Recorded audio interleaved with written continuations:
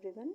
हम रोजगार पब्लिकेशन द्वारा यूपी SSSC पेट 2022 की बुक रिव्यू कर रहे हैं, जिसमें हमने फर्स्ट चैप्टर इंडियन हिस्ट्री देखा है। इस सिंधु घाटी, वैदिक संस्कृति, बौद्ध धर्म, जैन धर्म, मौर्य वंश, गुप्त वंश आदि को हमने कवर किया। उसके बाद हमने सेकेंड चैप्टर स्टार्ट किया, इंडियन नेशनल मूवमेंट, ठीक है, भारतीय राष्ट्रीय आंदोलन। इसका हमने पार्ट 1 और पार्ट 2 कवर किया है। अगर आपने उसे नहीं देखा है तो आप उसे देखिए, फिर आप इसे देखिए। पार्ट 3 इसको कवर कर रहे हैं, जिसमें हमने स्वाधीनता आंदोलन के प्रारंभिक वर्ष देखे, आंदोलन, बंगाल विभाजन देखे, क्रांतिकारी आंदोलन देखे, उग्र राष्ट्रवाद का उदय देखा, क्रांतिकारी का द्वितीय चरण भी देख लिया है। आइए आगे का देखते हैं क्या है। विधायी संशोधन भी है, देखना है आगे का भाग। आइए, ये सारी चीज़ें हमने पार्ट 2 में कवर की है।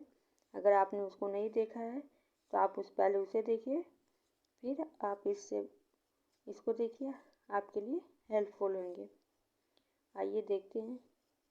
हमने यहाँ तक कवर किया था वेवेल योजना और तथा शिमला सम्मेलन से इसको देखना था। आइए देखते हैं क्या है। वेवेल योजना दिया है, अक्टूबर 1943 ईस्वी में लॉर्ड वेवेल भारत के वायसराय बनकर आए।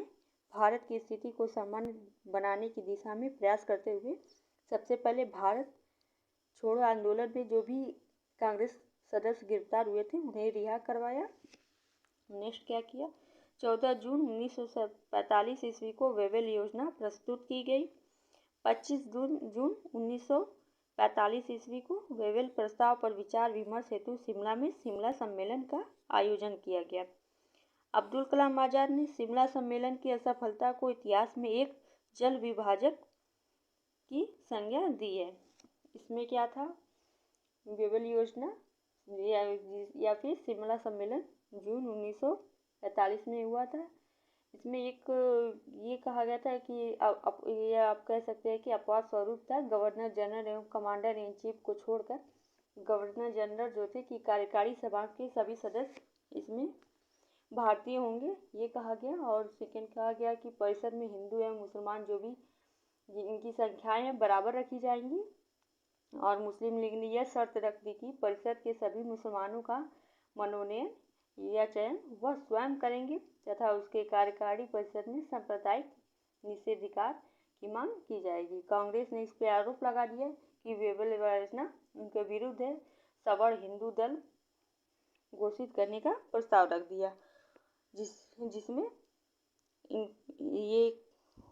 इसमें सफलता नहीं मिली। आइए देखते हैं क्या है। नौसेना विद्रोह 1946।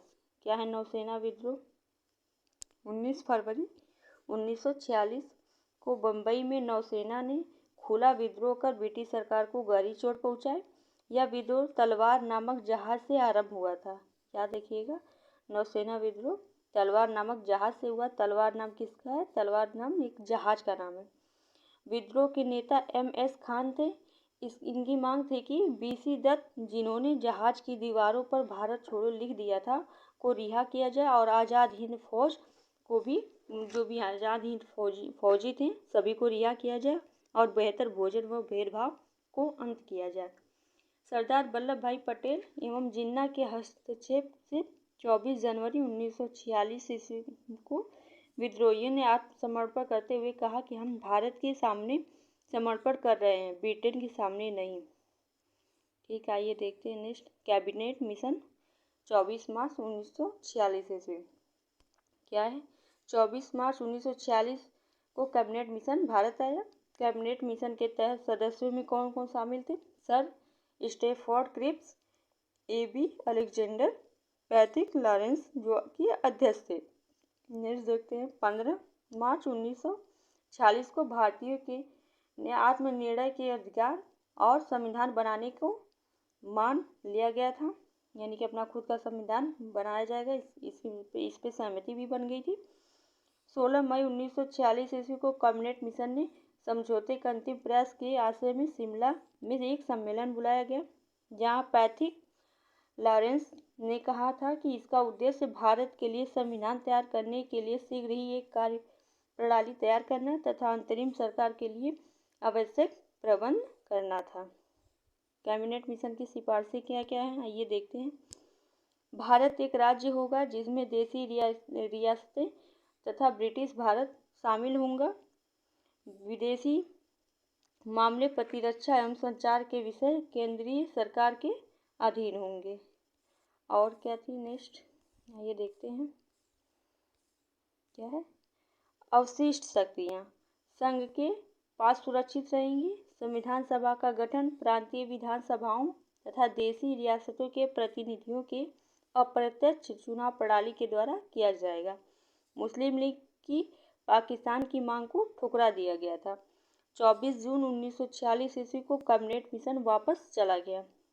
26 जून 1946 ईस्वी को मुस्लिम लीग की कैबिनेट मिशन के प्रस्ताव को स्वीकार करते हुए कहा कि पाकिस्तान की मांग के लक्ष्य को प्राप्त करने के लिए संघर्ष जारी रहेगा।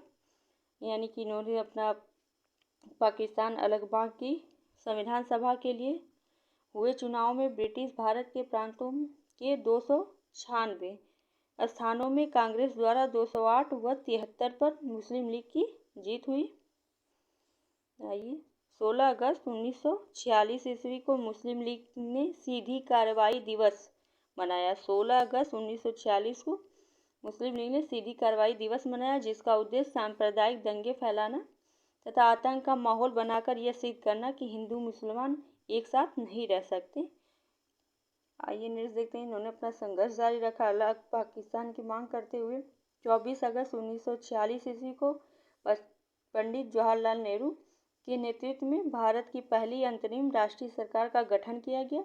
शुरू में मुस्लिम लीग ने अंतरिम सरकार में शामिल होने से मना कर दिया, पर लॉर्ड वेवेल के कहने पर वह शामिल हो गए थे। 9 दिसंबर 1946 ईस्वी को संविधान सभा की पहली बैठक हुई थी। 20 फरवरी 1947 ईस्वी को ब्रिटेन के हाउस ऑफ कॉमन्स में इटली ने घोषणा की कि जून 1948 ईस्वी तक सत्ता भारतीयों के हाथ सौंप दिए जाएंगे। इटली ने अपना एक घोषणा पत्र भी जारी किया था, जब ब्रिटेन पर लगातार उसमें उसे क्या जो इटली थे वहाँ के जब ब्रिटेन के जब वो पीएम बने तो बनने वाले थे, तो उन्होंने अपना घोषणा पत्र जो तैयार किया था उसमें इन्होंने कहा था इटली ने कि अगर मैं ब्रिटेन का पीएम बनूंगा तो मैं भारत को आज़ाद कर दूंगा, यानी कि उनकी सत्ता उनके भारतीयों के हाथ में ही सौंप दूंगा। तो जब वो बने तो उन्होंने इस पे कार्य किया। पहला इनका यही योजना थी। 22 मार्च 1947 को भारत के 34वें और अंतिम वायसराय लॉर्ड माउंटबेटन भारत आए, जिनका एकमात्र उद्देश्य अतिशीघ्र भारत को पूर्ण स्वतंत्रता दिलाना था। आइए नेक्स्ट देखते हैं क्या है। माउंटबेटन ने 15 अगस्त 1947 ईस्वी को भारतीयों को सत्ता सौंपने का दिन निर्धारित किया। 18 जुलाई 1947 ईस्वी को भारतीय स्वतंत्रता अधिनियम पास किया गया। इस उपबंध द्वारा ही 15 अगस्त 1947 ईस्वी को भारत का विभाजन हुआ, जिसके परिणाम स्वरूप भारतीय संघ और पाकिस्तान के रूप में दो अधिराज्यों का उदय हुआ, यानी भारत और पाकिस्तान दोनों का उदय हुआ। आइए नेक्स्ट देखते हैं क्या क्या संशोधन अधिनियम रहे हैं। भारत के प्रमुख विधायी संशोधन अधिनियम कौन कौन से हैं, इसको देखते हैं। 1773 का रेगुलेटिंग एक्ट क्या कहता है, एक्ट, आइए देखते हैं क्या है। कंपनी के प्रशासन का भार कोड ऑफ डायरेक्टर एवं कोड ऑफ प्रोप्राइटर्स को दे दिया गया। इसमें इस एक्ट के द्वारा ब्रिटिश संसद ने भारतीय मामलों में हस्तक्षेप की शुरुआत कर दी थी। इस एक्ट के द्वारा कलकत्ता में एक सुप्रीम कोर्ट की स्थापना की गई, जिसका प्रथम न्यायाधीश एंजेला इम्पे थे। पूछ देता है सुप्रीम कोर्ट की स्थापना सर्वप्रथम किस एक्ट के तहत की गई थी, तो याद रखिएगा 1773 रेगुलेटिंग एक्ट के तहत की गई थी, जिसमें प्रथम न्यायाधीश एंजेला इम्पे थे।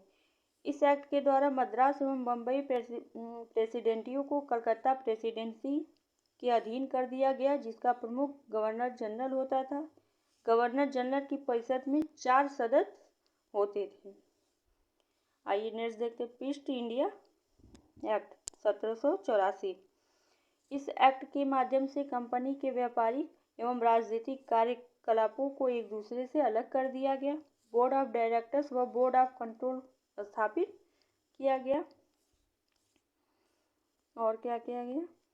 गवर्नर जनरल की परिषद से सदस्यों की संख्या 4 से घटाकर 3 कर दी गई। पहले 4 थी, अब 3 कर दी गई। इस नियम द्वारा द्वैध शासन की शुरुआत हुआ, जो 1858 तक चलती रही। पूछता है द्वैध शासन की शुरुआत सर्वप्रथम कब की गई थी? तो याद रखिएगा, ईस्ट इंडिया एक्ट 1784 ईस्वी में शुरुआत की गई थी। आइए नेक्स्ट देखते हैं 1813 का चार्टर एक्ट। 1813 के चार्टर एक्ट द्वारा कंपनी के भारतीय व्यापार के एकाधिकार को समाप्त कर दिया गया। यद्यपि क्या है, उसका चीन तथा चाय के व्यापार पर एकाधिकार चलता रहा। यानी कि इस पे व्यापारियों को जो एकाधिकार समाप्त कर दिया, कंपनी अपने हाथों में ले ली, लेकिन चीन और चाय का व्यापार वो चलता रहा। पहली बार भारत में शिक्षा व साहित्य के विकास के लिए प्रतिवर्ष 1 लाख रुपए की व्यवस्था की गई थी। शिक्षा के लिए प्रतिवर्ष 1 लाख की व्यवस्था 1813 चार्टर एक्ट में की गई थी। ईसाई धर्म प्रचारकों को भारत आने की छूट दे दी गई थी 1813 चार्टर एक्ट में। आइए नेक्स्ट देखते हैं कि 1833 का चार्टर एक्ट। इसमें क्या किया गया? व्यापारिक एकाधिकार पूर्णतः समाप्त कर दिया, यानी पूरी तरह से समाप्त किया गया। अब चीन और चाय उसको भी समाप्त कर दिया गया। जाति, वर्ण एवं जन्म स्थान के आधार पर सरकारी चयन में भेदभाव को भी समाप्त कर दिया गया। बंगाल का गवर्नर अब पूरे भारत का गवर्नर जनरल बना दिया गया। इस चार्टर एक्ट के द्वारा दास्ता को अवैध घोषित किया गया। दास्ता यानी कि जो गुलामी थी उसको भी अवैध घोषित कर दिया गया। वाणिज्य और राजनीति को अलग कर दिया गया। सर्वप्रथम मैकाले को विधि सदस्य के रूप में गवर्नर जनरल की परिषद में शामिल किया गया। भारतीय कानूनों को लिपिबद्ध तथा सुधारने के उद्देश्य से एक विधि आयोग का गठन किया गया। विधि आयोग का गठन कब किया गया? सर्वप्रथम 1833 के चार्टर एक्ट में दास्ता को अवैध घोषित किया गया, याद रखिएगा। और बंगाल का जो गवर्नर होता था अब पूरे भारत का गवर्नर जनरल बना दिया गया। आइए नेक्स्ट देखते हैं क्या है 1853 का चार्टर एक्ट। इसमें क्या इम्पोर्टेंट है?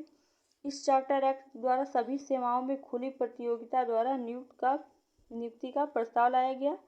भारतवर्ष के लिए एक पृथक विधान परिषद की स्थापना की गई। कंपनी के सदस्यों की संख्या 24 से घटाकर 18 कर दी गई। गवर्नर जनरल की कार्यकारिणी में विधि सदस्यों को अस्थायी कर दिया गया। अब कंपनी को 20 वर्ष का चार्टर न देकर उसे ब्रिटिश क्राउन का ट्रस्टी मानते हुए क्राउन की इच्छा पर छोड़ दिया गया था 1853 ईस्वी में। आइए नेक्स्ट देखते हैं 1861 का अधिनियम। विभागीय प्रणाली की शुरुआत की गई। इसमें 1861 में अधिनियम द्वारा पहली बार वायसराय को अध्यादेश जारी करने की शक्ति दी गई। इससे पहले अध्यादेश जारी करना वायसराय के लिए नहीं था। वायसराय के परिषद की सदस्यों की संख्या बढ़ा दी गई और न्यूनतम संख्या 6 और अधिकतम 12 निर्धारित कर दी गई। आईपीसी, सीपीसी, सीआरपीसी जैसी संस्थाएं भी 1861 के अधिनियम द्वारा लागू की गई और न्याय व्यवस्था के अंतर्गत समस्त भारत में समान कानून लाने का प्रयास किया गया था 1861 अधिनियम के तहत। आइए नेक्स्ट देखते हैं 1892 का अधिनियम क्या कहता है। इस अधिनियम के तहत भारत में चुनाव प्रणाली का प्रारंभ किया गया। संसदीय व्यवस्था को भी प्रारंभ किया गया। पहली बार बजट पर बहस करने का अधिकार भी दिया गया। कार्यकारिणी के सदस्यों की संख्या कम से कम 10 से अधिक वो 16 कर दी गई थी। ठीक है, आइए देखते हैं नेक्स्ट क्या रहा है इसमें।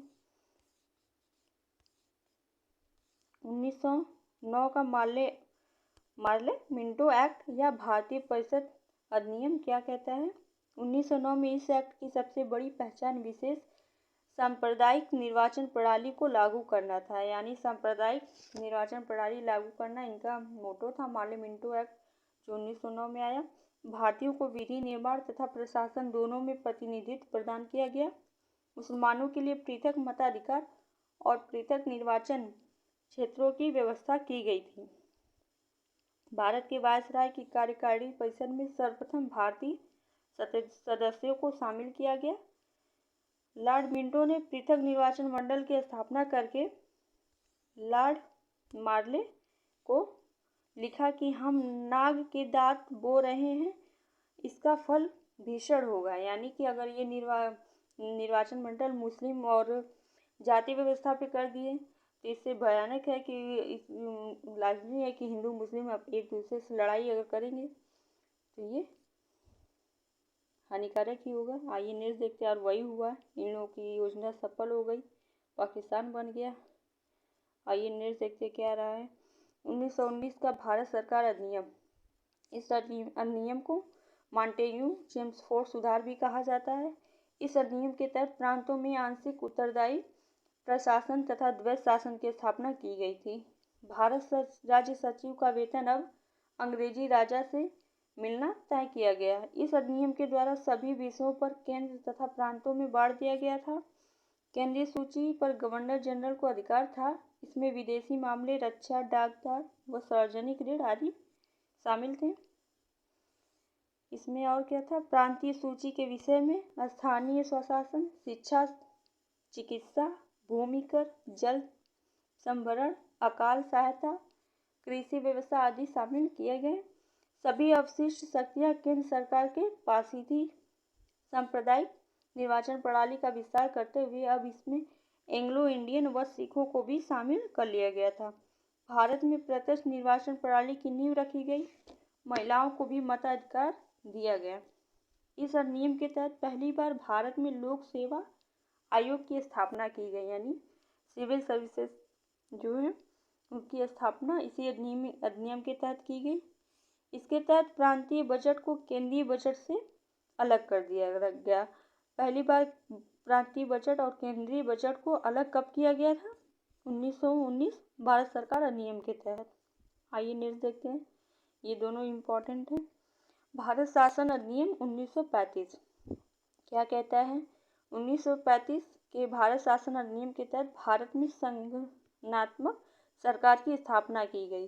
भारत सरकार अधिनियम 1935 के तहत प्रांतों में द्वैत शासन समाप्त करके केंद्र में द्वैत शासन लागू किया गया। ये इम्पोर्टेंट है, इसको याद रखिएगा। संघीय न्यायपालिका की स्थापना 1935 एक्ट के तहत की गई। इस अधिनियम के तहत 1935 में रिजर्व बैंक ऑफ इंडिया यानी आरबीआई की भी स्थापना की गई थी। साइमन कमीशन की अनुशंसा के आधार पर बर्मा को भारत से अलग स्वतंत्र राष्ट्र की मान्यता प्रदान की गई थी। ये भी इम्पोर्टेंट है। बर्मा यानी म्यांमार को किस एक्ट के तहत अलग किया गया, ये अभी क्वेश्चन पूछा था, ये भी याद रखिएगा। 1935 एक्ट के तहत इसको अलग किया गया। सिंध को बम्बई से अलग कर प्रांत का दर्जा दिया गया। दलितों के लिए पृथक निर्वाचन क्षेत्र की व्यवस्था की गई। संघ सूची में 59 विषय थे। सभी अखिल भारतीय हित से संबंधित इसमें विषय शामिल थे। और क्या था?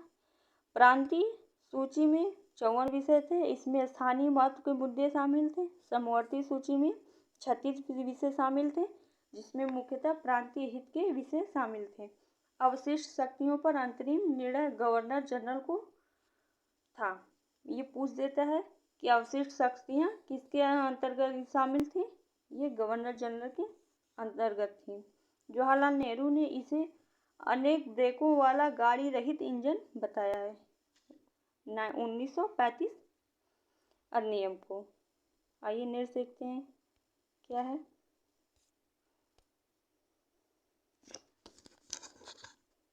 ये थोड़ा सा मिस्टेक हो गई, आइए सही है।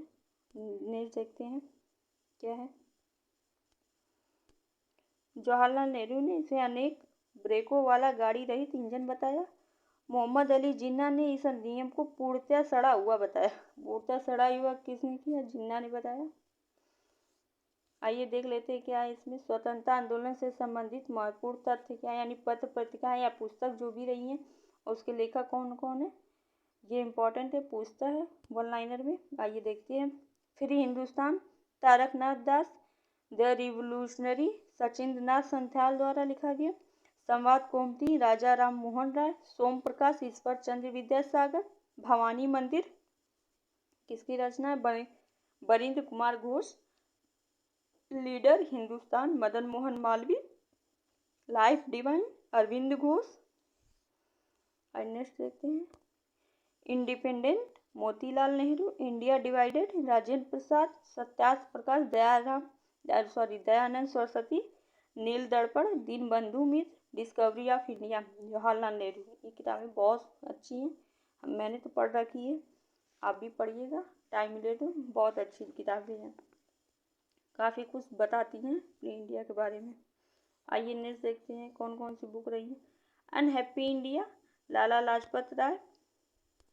नेक्स्ट क्या, कांग्रेस का इतिहास, पट्टाभाई सीतारमैया द्वारा लिखी गई है। आइए नेक्स्ट देखते हैं क्या है, भारतीय प्रेस का विकास, भारत में प्रेस का विकास कैसे कैसे हुआ।